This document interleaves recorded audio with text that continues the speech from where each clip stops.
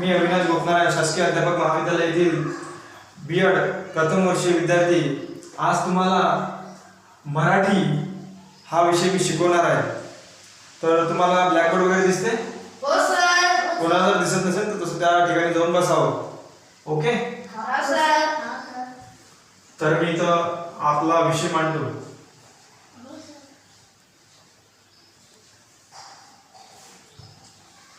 दिसते सर्वांना? हो सर. व्हाईट बोर्ड दिसते ना? हो सर.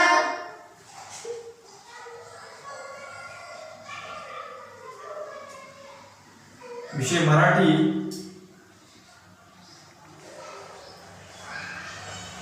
वर्ग 9वा.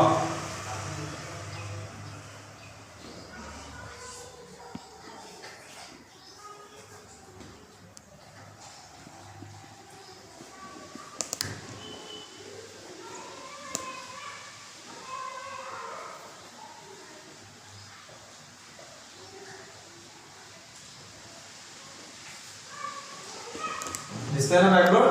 हो सर. बॅकग्राऊंड दिसते ना? हो सर. हो सर. चला तर मग आपला विषय आहे आज मराठी. त्यामध्ये पाहणार आपण घटक गद्य.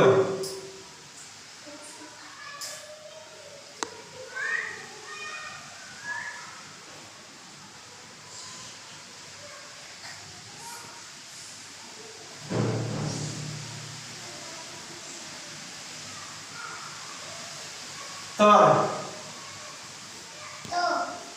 तुम्ही जर सांस्कृतिक कार्यक्रम होतात आपल्या शाळेमध्ये होतात, बरोबर? हा सर. तर त्यावेळेस ज्यावेळेस आपण दीप प्रज्वलन करतो, हा.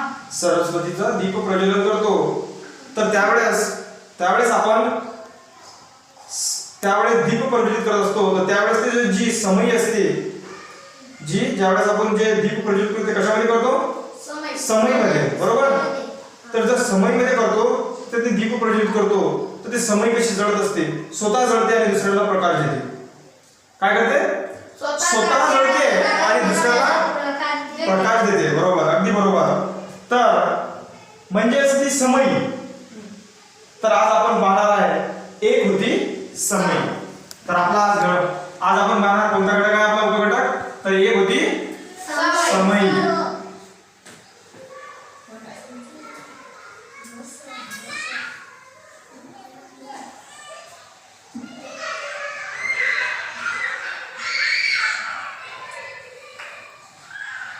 एक होती समई. या पाठाचे लेखक आहेत उत्तम कांबळे.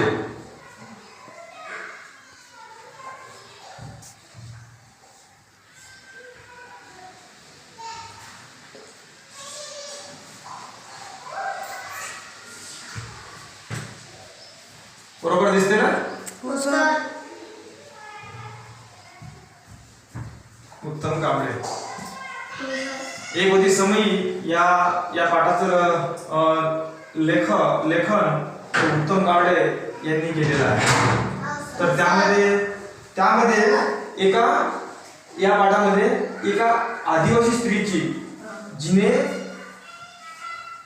आदिवासी समाजातील जे भटक्या जमाती म्हणजे मोडल्या जातात, जे लोक ते इतरत्र हिंडतात, म्हणजे की ज्या लोकांपर्यंत शिक्षणाचा एक अक्षर सुद्धा पडलेलं नसते त्यांच्या कानावर, अशा लोकांना शिकविण्याचं कार्य व त्यांच्या घरोघरीपर्यंत पोहोचवण्याचं कार्य हे आपल्याला अनुताई वाघ यांनी केले असल्याचे दिसते.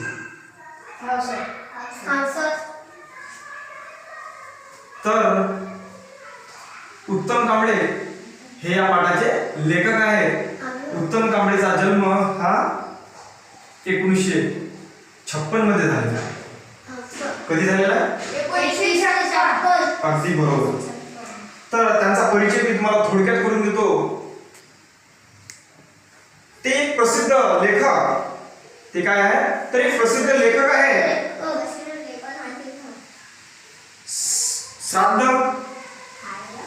श्राद्ध, अस्वस्थ नायक, शेवटून आला माणूस इत्यादी कादंबऱ्या त्यांच्या प्रसिद्ध आहेत.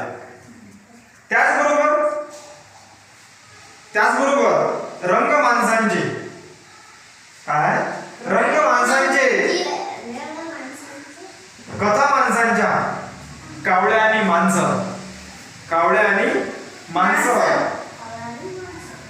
दिसणारी लढाई, काय न दिसणारी लढाई, परत्या इत्यादी त्यांच्या कादंबऱ्या आहेत. इत्यादी त्यांच्या कादंबऱ्या आहेत. त्याचबरोबर त्यांचे कथासंग्रह सुद्धा आहेत. त्यांचे कथासंग्रह सुद्धा आहेत. त्यांचे कथासंग्रह कोणते तर थोडंसं वेगळं, फिरस्ती, जगण्याच्या जळत्या वाटा, पावलोनेच बनते वाट, पावलानेच बनते वाट इत्यादी ललित लेखन. पाचव्या बोटावरचे सत्य, आता लागलं आपलं ललित लेखन. त्याचबरोबर पाचव्या बोटावरचे सत्य, किनाऱ्यावरचा पुरुष, किनाऱ्यावरचा कालपुरुष, खूप दूरवर पोहोचलो आपण, हे सुद्धा त्यांचं ललित संग्रह आहे. त्याचबरोबर साहित्य निर्मितीसाठी तसेच पत्रकारितेसाठी त्यांना विविध पुरस्कार देण्यात सुद्धा आलेले आहेत. त्याचबरोबर त्यांना सन्मानित पुरस्कार देऊन त्यांचा सन्मान सुद्धा केलेला असल्याचं आपल्याला दिसते. असे हे उत्तम कांबळे यांचा परिचय आपण एवढा थोडक्यात पाहिला. तर असे त्यांचे विविध कथासंग्रह, लेख संग्रह आणि ललित लेखन इत्यादी हे चांगले प्रसिद्ध आहेत. असे हे उत्तम कांबळे आहेत. त्यांचा जन्म हा 1956 मध्ये झालेला आहे. तर आपला पाठ आता आपण आपल्या या पाठामध्ये एक होती समयी, या पाठामध्ये आपण येऊ. तर यामध्ये थोडक्यात तुम्हाला सांगतो, या पाठामध्ये परिचय करून देतो. या पाठाचा तुम्हाला थोडक्यात आदिवासी भागात पूर्व प्राथमिक आणि शिक्षणातील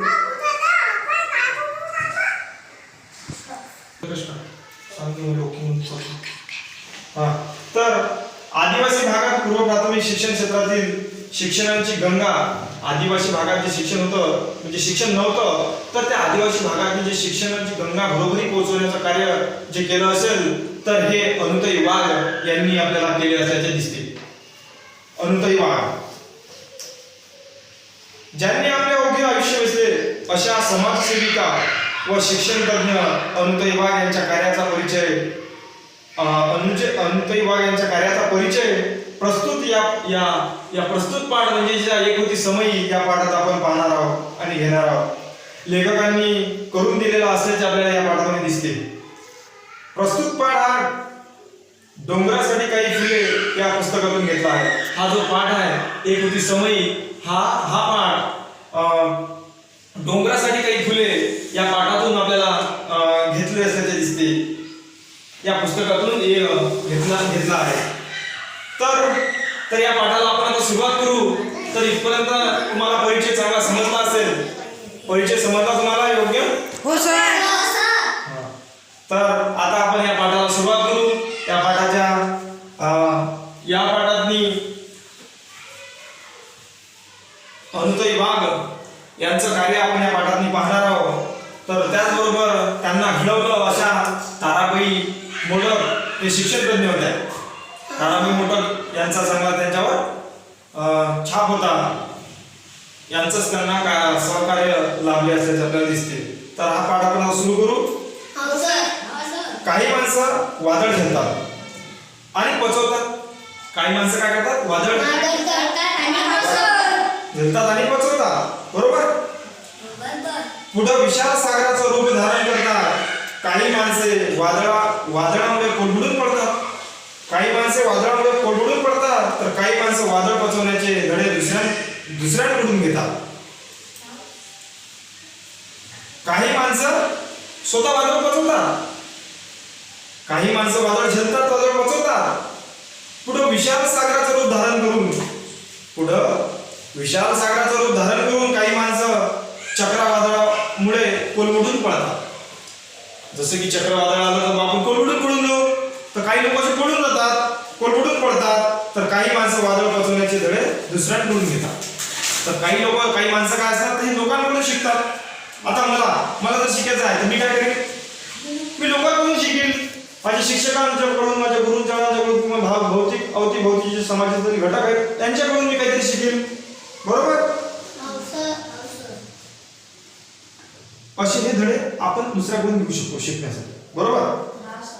आयुष्यभर आदिवासीसाठी जव्हारमधील कोसबाच्या टेकडीवर न्याययज्ञ तेवत ठेवणाऱ्या थोर समाजसेविका आणि शिक्षणतज्ञ अनुताई वाघ यांचा समावेश यापैकी पहिल्या श्रेणीत करावा लागेल. यापैकी पहिल्या श्रेणीत करावा लागेल अशा या शिक्षण सेविका अनुताई वाघ समाजसेविका अनुताई वाघ असल्याचं आपल्याला दिसते. शिक्षणतज्ञ अनुताई वाघ यांचा समावेश यापैकी पहिल्या श्रेणीत करावा लागेल. त्यांच्या निधनानं कोसुबाची टेकडी हळहळली आणि परिसरातील सर्व आदिवासींची हुदके फुटले. त्यांच्या निधनानंतर जसं त्या अनुताई वाघचं निधन झालं तर तिथली जी कोसबाची जी टेकडी होती तिथं राहणारे जे लोक होते, आदिवासी लोक, ते पूर्ण हळहळ गेले. त्यांच्या डोक्यावरचा आई बापाचा जसा हात असतो तशा प्रकारचा त्यांच्यावर असा हात त्या लोकांवरचा अनुताई वाघ गेल्याने निघून गेला असल्याचे आपल्याला इथे दिसते. कोसबाची टेकडी हळहळली आणि परिसरातील सर्व आदिवासींचे हुदके फुटले. म्हणजे हुदके फुटले आणि त्यांचा अंदरुनी काही असं हुदके फुटले. जसे की आपण लढताना ज्यावेळेस हुदके फुटतो आपल्याला, ज्यावेळेस रडता जसं लहान मुलं रडते आणि त्याला हुदके फुटतात तसे हुदके त्या लोकांना फुटले. अनुताईच्या निधनानं एका व्रतस्थ जीवनाची अखेर झाली. थोर शिक्षणतज्ञ ताराबाई मोडक यांच्या सहवासात वाढलेल्या अनुताईचं एकच जीवन त्याग, कष्ट आणि निस्वार्थी सेवा यांचा सुरेख मिलाप होता. ताराबाई मोडक थोर शिक्षणतज्ञ, पहा लक्ष द्या मुलांना, थोर शिक्षणतज्ञ ताराबाई मोडक यांच्या सहवासात वाढलेल्या अनुताईचं जीवनच पूर्ण त्याग आणि कष्ट आणि निस्वार्थी सेवा यांचा सुरेख मिलाप होता. वयाच्या केवळ 13व्या वर्षी यांचा विवाह झाला. बघा त्या काळी काय व्हायचं की लहान असतानाच त्यांचा विवाह करून दिला जात होता. तर तसंच या अनुताई वाघ यांचा सुद्धा विवाह करून देण्यात आला होता. विवाह झाला होता. विवाह असतो तर काय, 13व्या वर्षी त्यांचा विवाह झाला. विवाह असतो तरी काय हे त्यांना माहित सुद्धा नव्हतं. विवाह असतो तरी काय हे त्यांना माहित सुद्धा नव्हतं.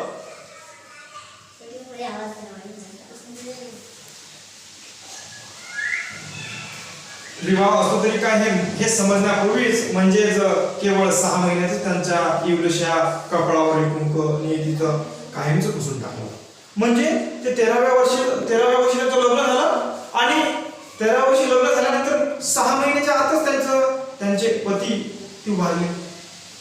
तेवढ्या लहान वयाच्या असतानाच त्यांचे पती वारले. त्यांच्यावर दुःखाचा डोंगर कोसळला. या नियतीनं काय केलं, त्यांचे ते पती होते ते वारल्यानंतर म्हणजे केवळ 6 महिन्याच्या आतच त्यांच्या इवलीच्या कपड्यावर कुंकू नियतीचं कायमचं पुसून टाकलं. तो भातुकलीचा खेळ मोडला. जो खेळ होता बावला बावलीचा, म्हणजे त्याचा भातुकलीचा म्हणतात. भातुकली माहिती आहे ना? भातुकली तुम्ही खेळत असाल किंवा नसाल.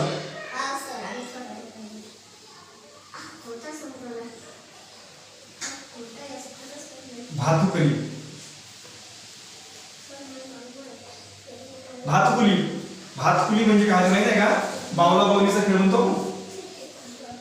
हो सर.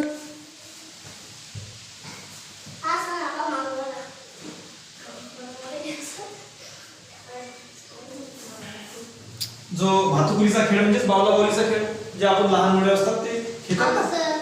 बावल्या आणि बावलीचा लग्न ते दाखवतात. तो खेळ काय झाला, कालांतराने तो वारल्यानंतर तो खेळ तिथंच संपून गेला.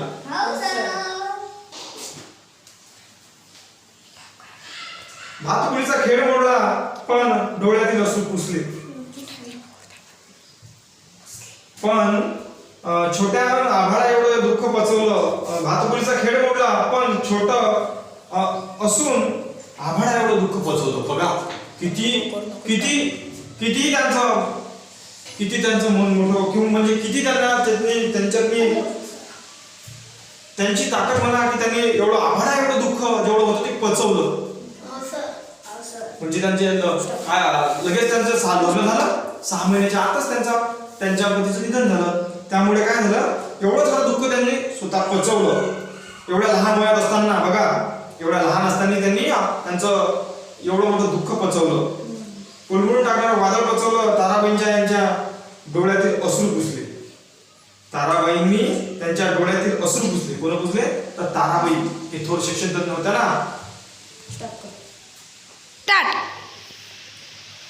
ताराबाईंनी त्यांच्या डोळ्यातील अश्रू पुसले. ताराबाई होते शिक्षण तज्ञ. यांनी काय केलं की त्या युलिशा आपल्या अनुताई मागचं काय केलं तर त्यांचे अश्रू पुसले. डोळ्यातील अश्रू पुसले. दुःखाचा डोंगर टाचाखाली चिरडत अनुताईंनी मोठ्या जिद्दीनं उभे राहिले. दुःखाचा डोंगर हा टाच्याखाली माहिती तुम्हाला, पायाखाली म्हणतो आपण. पायाखाली चिरडत त्यांनी मोठ्या जिद्दीनं उभं राहिल्या. मोठ्या जिद्दीनं म्हणजे की जेवढं काही त्यांच्यावर संकट आलं होतं ते सगळं त्यांनी मागं टाकलं आणि मोठ्या जिद्दीनं समोर गेल्या, उभ्या राहिल्या. कधीही पराभूत न होण्यासाठी. ते कशा राहिल्या उभ्या कशासाठी राहिल्या तर कधीही आता पराभूतीच्या नंतर पराभूत न होण्यासाठी त्या उभ्या राहिल्या. त्यांनी स्वतः शिक्षण घेणं सुरू केलं. उभं राहण्यासाठी काय करावं लागेल तर मग त्यांनी स्वतः शिक्षण घेणं सुरू केलं की स्वतः शिकल्या ते. स्वतः त्यांनी शिक्षण घेणं सुरू केलं व बाहेरून अभ्यास करून त्यांनी पदवी मिळवली. त्यांनी बाहेरून म्हणजेच जे की मुक्त विद्यापीठ असतात त्याच्यामध्ये बाहेर राहून म्हणजे आपण घरी राहून सुद्धा अभ्यास करून ते पदवी प्राप्त करू शकतो असं त्यांनी शिक्षण घेणं सुरू केलं. समाज व्यवस्थेत पिसलेल्या असंख्य आदिवासींच्या घरोघरी ज्ञानगंगा नेण्याचं व्रत स्वीकारलं. म्हणजे जे की आदिवासी लोक होते, समाज व्यवस्थेत असंख्य होते, ते म्हणजे जे समाज व्यवस्थेत पिसलेले म्हणजेच काय होते, जे की त्यांचा विकास झालेला नव्हता. ते समाजात असे पिसले गेले होते, त्यांचा विकास झालेला नव्हता. असे आदिवासी लोक यांच्या घरापर्यंत ज्ञानगंगा म्हणजे शिक्षण देण्याचं व्रत त्यांनी स्वतः स्वीकारलं. बघा स्वतः शिकलेल्या नव्हत्या पण शिक्षण घेतलं त्यांनी. बाहेरून शिक्षण घेणं सुरू केलं व असे आदिवासी समाज व्यवस्थेत पिसलेले जे लोक होते, समाज व्यवस्थेत पिसलेले लोक होते, त्यांना शिक्षण देण्याचं कार्य, त्यांच्या घरोघरी नेण्याचं कार्य, शिक्षण घरोघरी नेण्याचं कार्य हे आपल्याला अनुताई वाघ यांनी केलेलं असल्याचं दिसते. तर तो त्यांच्या घरोघरी नेण्याचा त्यांनी त्यांचा स्वीकार केला व समाज व्यवस्थेत पिसलेल्या असंख्य आदिवासींना घरोघरी ज्ञान देण्याचं व्रत स्वीकारलं. बाल ग्राम शिक्षण केंद्रातून सुरू केलेल्या पूर्व प्राथमिक शाळेत कार्यकर्ती म्हणून कामाचा आरंभ केला. बघा किती त्या लहान असताना आणि तेवढं त्यांनी व्रत स्वीकारला. आता आपल्याला आदिवासींच्या घरापर्यंत आदिवासींच्या व जे काही समाज व्यवस्थेत पिसलेले लोक आहेत त्यांच्या घरापर्यंत आपल्याला शिक्षण देण्याचं त्यांनी व्रत थांबला, व्रत स्वीकारलं आणि ग्राम शिक्षण केंद्रानं सुरू केलेल्या पूर्व प्राथमिक शाळेत त्यांनी कार्यकर्ते म्हणून कामास प्रारंभही केला. बघा ते झाल्यानंतर लगेच त्यांनी ग्राम शिक्षण केंद्रानं सुरू केलं प्राथमिक शाळेत. त्यांनी जे काही प्राथमिक शाळा त्यांनी त्या प्राथमिक शाळेत त्यांनी कार्यकर्ते म्हणून काय केलं, त्यांनी कामाचा आरंभ सुरू केला. आणि ताराबाईंच्या निधनानंतर त्या संस्थेच्या संचालक झाल्या. ताराबाई मोडक हे वारले. त्यांच्यानंतर ते वारल्यानंतर त्यांच्या निधनानंतर त्या संस्थेच्या संचालक झाल्या व ताराबाईच्या रोपट्याचं त्यांनी पुढे वटवृक्षात रूपांतर केलं. बघा जे ताराबाई होत्या, ताराबाईंचा जो ठेवा चालू होता ते वारल्यानंतर त्यांनी रोपटं पेरलं. रोपटं कोणतं पेरलं तर अनुताई वाघ यांच्या रूपाने त्यांनी एक रोपटं पेरलं, एक छोटंसं झाड पेरलं व ते झाड पुढे वटवृक्षात रूपांतर झालं. म्हणजे असं विशाल असं मोठं त्यांनी झाड निर्माण झालं. म्हणजे झाड निर्माण झालं याचा मतलब की त्यांनी मोठं असं त्यांचं अस्तित्व निर्माण केलं व सर्व लोकांना घरोघरी व जे समाज व्यवस्थेत पिसलेले लोक आहेत यांच्या घरोघरी जाऊन त्यांनी शिक्षण देण्याचं कार्य हे अनुताई वाघ यांनी केले असल्याचं आपल्याला दिसते. रूपांतर केलं वेगवेगळ्या त्याचबरोबर वेगवेगळ्या कल्पना, शिक्षणासाठी वेगवेगळी क्षेत्र आणि सातत्याने नवनवे प्रयोग त्यांच्या कामाची त्रिसूत्री होती.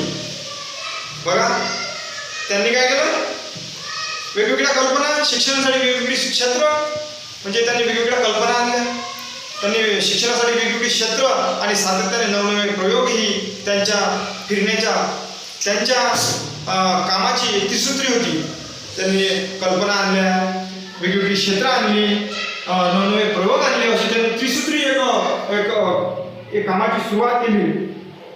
त्याचबरोबर भाकरीच्या शोधात आयुष्य गमावणार, म्हणजे की बा जे भाकरीच्या याच्यात आयुष्य गमावतात, म्हणजे भाकरीच्या आता काम करणं आणि बस भाकरच करणं, त्यांचा एक रुपया मागं पडत नव्हता किंवा मुलांना शिक्षण चांगल्या पद्धतीनं भेटत नव्हतं.